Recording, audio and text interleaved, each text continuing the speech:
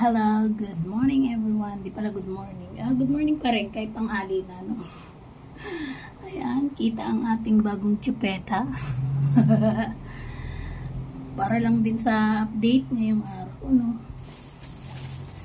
Heta, nanguha na naman ako ng okra. Konti lang yung mga bunga kasi medyo nabawasan ko na yung mga tanim doon na okra. Kasi nga, nagtanim ako ng bago. To, kumukuha nga pala ako ng ganito, yung mga bata pang okra. Tapos, tinatanggal ko lang yung ulo. O, diba? Tanggalin ang ulo kay delikado sa katawan niya na.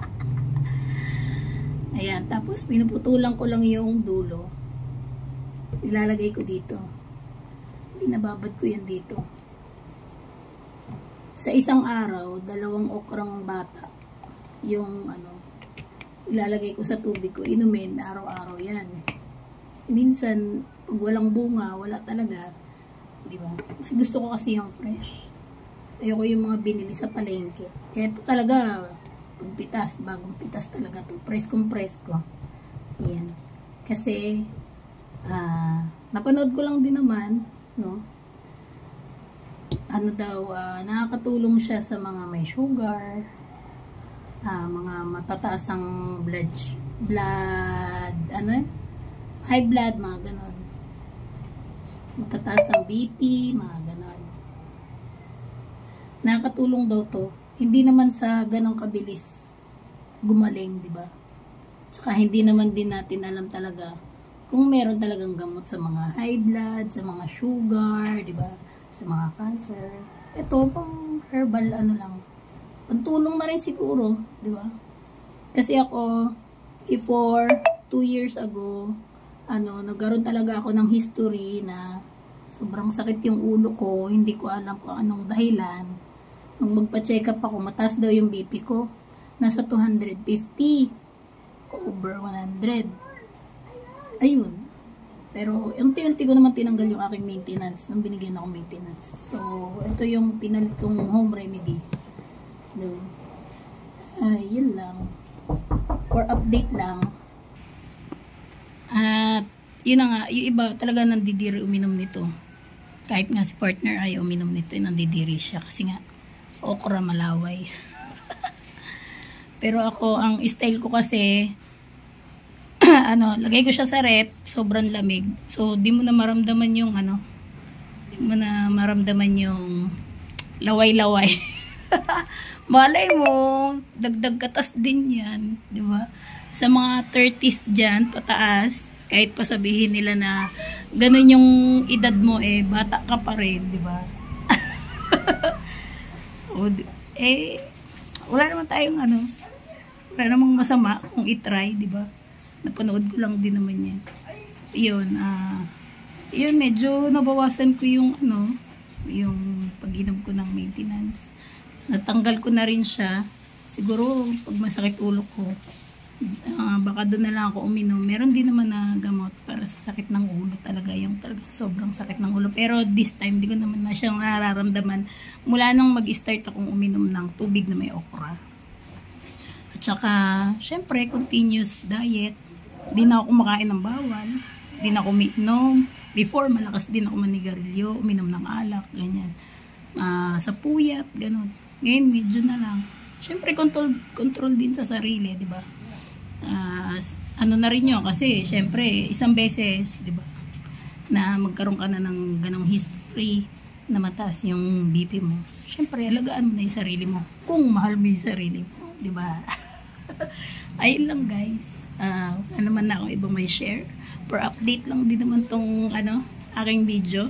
At saka, share na rin, di ba? Sa mga may high blood dyan. Tsaka hindi na ako nagpa-check up. Ayun. Wala na rin akong update kay Doc. Yun. Na lang talaga ako, nag-health living. Ayun, basta lahat ng bawal din ako kumakain. Sa cholesterol, cardio, medyo bawas na. Ayan. Exercise, syempre, di ba? Tapos, more on water. Wala nang soft drinks. Di na talaga. Ayun lang. Maraming salamat guys for update video ngayong araw na to. Maraming salamat and This video is only for sharing. O, diba? Tara, English yun. Ayun lang guys. Bye-bye. Thank you so much. A few moments later. At ayun nga pala, no, medyo pahabol. No, hindi ko yata nasabi kanina. Hindi na nga pala ako umiinom nung maintenance ko. Pero meron ako ng nakaantabay dyan na maintenance. Hindi ko yun siya inaalis pa rin. Kasi in case of emergency rin, pag-iingat din. Yun lang. Wala na ako kayo ano. Ayun. Diet. At ano, ano ba to? Yung sa pagkain, ingat din ano, yung mga makolesterol ha. Ingat kayo guys kasi hindi lang din naman ako, marami diyang iba. Masarap kumain ng masarap, sa totoo lang. Kahit saan ka pumunta, maraming masarap na pagkain, lalo na yung Jollibee, McDo. Nako, napakadaling bilhin, di ba? Kasi may 200 pesos ka na makakain ka ng Jollibee, na McDo, Wendy's, o kahit ano KFC. Ingat din sa laging pagkain ng mga ganon, mga instant food sa labas. Walang masama kumain, minsan siguro, once a month, twice a month, thrice, ganon. Donut, pizza, oh my god, di ba masarap? Pero ingat lang at hinay-hinay, lalo na kapag nararamdaman natin mga tumataba na tayo, pag nasa edad ka na ng 30 pataas. So ingat, hindi na siya healthy sa panahon ngayon siguro. Yun lang, at samahan kumain ng maraming gulay. Yun, ako si gulay na talaga ako, gulay is life na ako, kaya ganito lang din kalaki yung aking katawan. Hindi ako ganong kataba. Talaga noon, lumaki ako, tumaba talaga ako kasi ang hilig ko kumain ng masarap, guys. Milk tea, ayan, kahit araw-araw milk tea. Pizza, nako, ayan, mahilig talaga ako kumain ng mga ganun. Kahit yung slice pizza lang, di ba, makakabili ka. Yun, Jollibee, McDo, talaga, ayan. Pero ngayon, iwas talaga. Kung kumain man ako o ano, yung mga kasama ko lang kakain. Ako siguro, yung mga pinipili ko yung may gulay din. Yung mga feeling ko rin na pwede sa akin yun. At normally talaga, sa bahay na ako kumakain, bago umalis, kain na ako, ganyan. Iwas na rin sa kape. Nako, hindi na ako nagti-3-in-1 guys. Black coffee na lang ako.